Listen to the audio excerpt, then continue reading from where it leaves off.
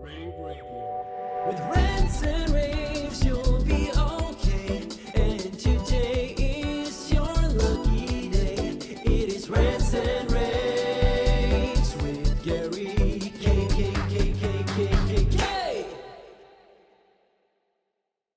Hey everyone, this is Gary K, and welcome to a special post-Infocom edition of my Rants and Raves video cast, where we're kind of wrapping up the show with a few key companies out there. And I'm not sure there's another key company in the industry right now other than NETGEAR. And I'll tell you why. Because if you look at Infocom 10 years ago and Infocom today, it's hard to go to any booth unless it's one of the bent metal booths.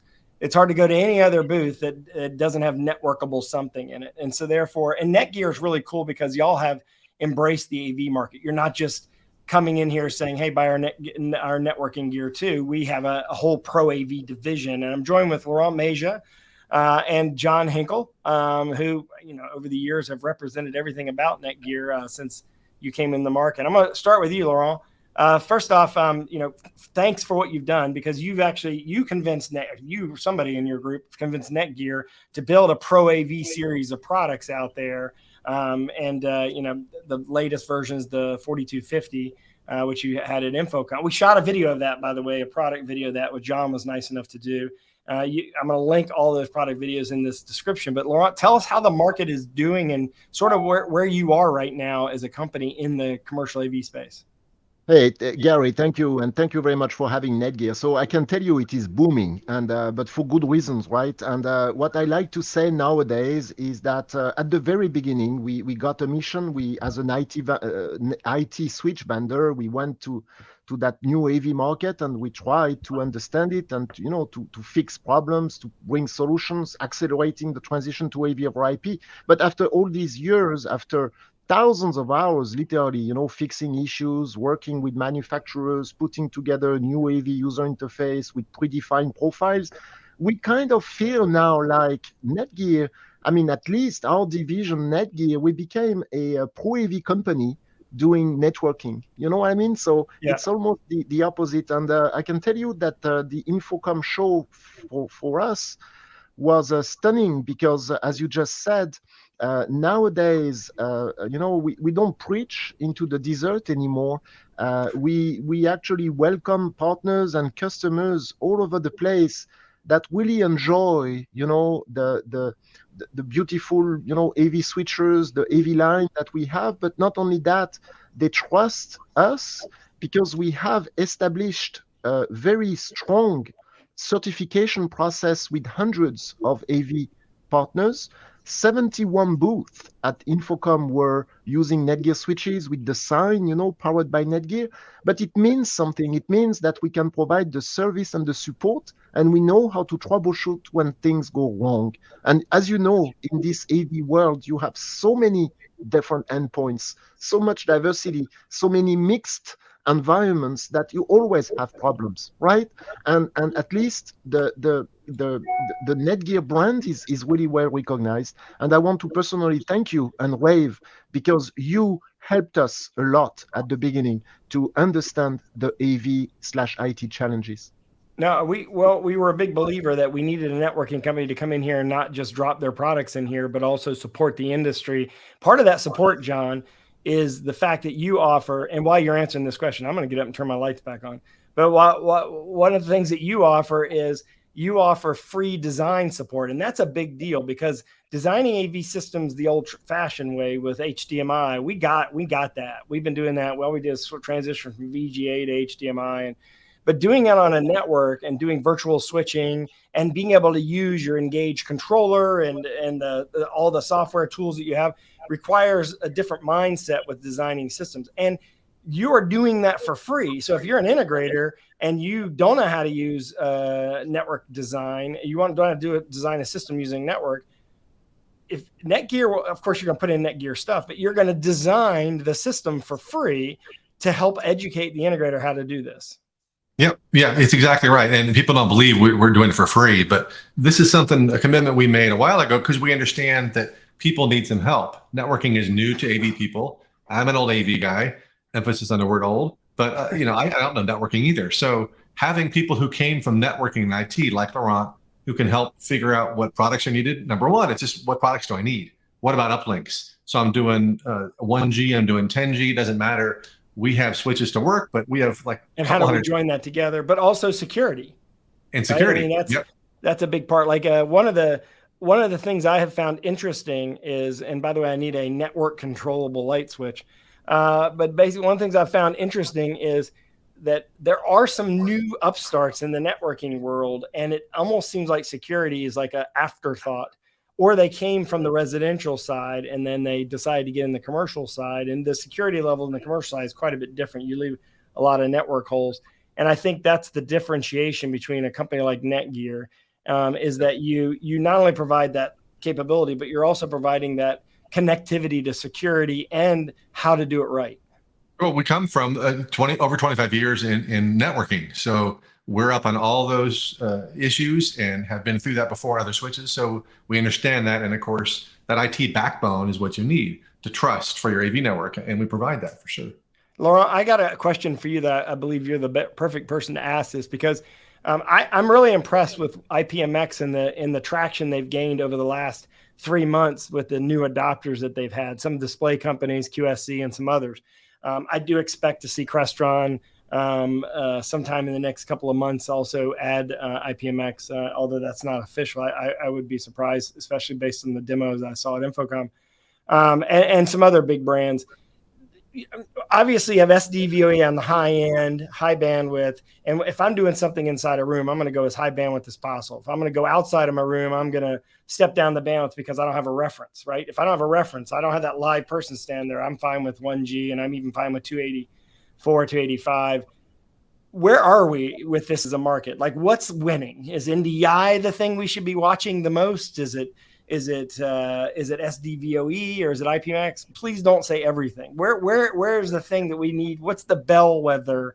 What's the signpost that we should be paying attention to? Well, I mean, IPMX is a brand new open standard. I think that's what makes a difference. Yeah, and so let me tell you, it's the very beginning. But we at NETGEAR are in this effort. I mean, we got a mini pod, and the IPMX demo on the AV line of 4250 switchers went well. We know all these components to be extremely fair. Sitting at the board of the SDVoE Alliance, I felt like a little conflict of interest because I was offered a seat, at the IMS as well. But at this moment, we are a strong partner, and I can tell you already that from a network standpoint, we are certified.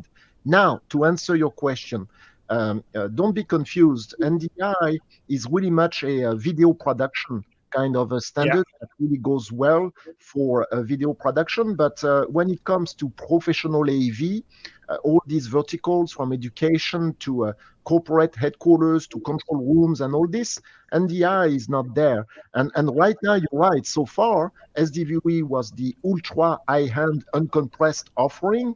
But after that, you still have this wild west of proprietary technologies at many vendors. And IPMX might be interesting because they are going to bridge the broadcast market with SMPTE and the professional AV market, removing those very complex needs of boundary modes for PTP and open it up to more ProAV applications. So right now, I mean, what we have seen, it's public information at the show. Matrox is shipping already IPMX. The convert IP line. Yep. Right. And I am, we are paying a lot of attention. I like to say that NETGEAR is really meant to remain agnostic. Yeah. Because even if you do IPMX, I get that. I'm just asking you where the traction is and what we should be watching. So there is certainly traction around the IPMX because it is probably going to be a cost-effective and technically advanced solution. I mean, did you see the demo? It is stunning fast, for the fast switching.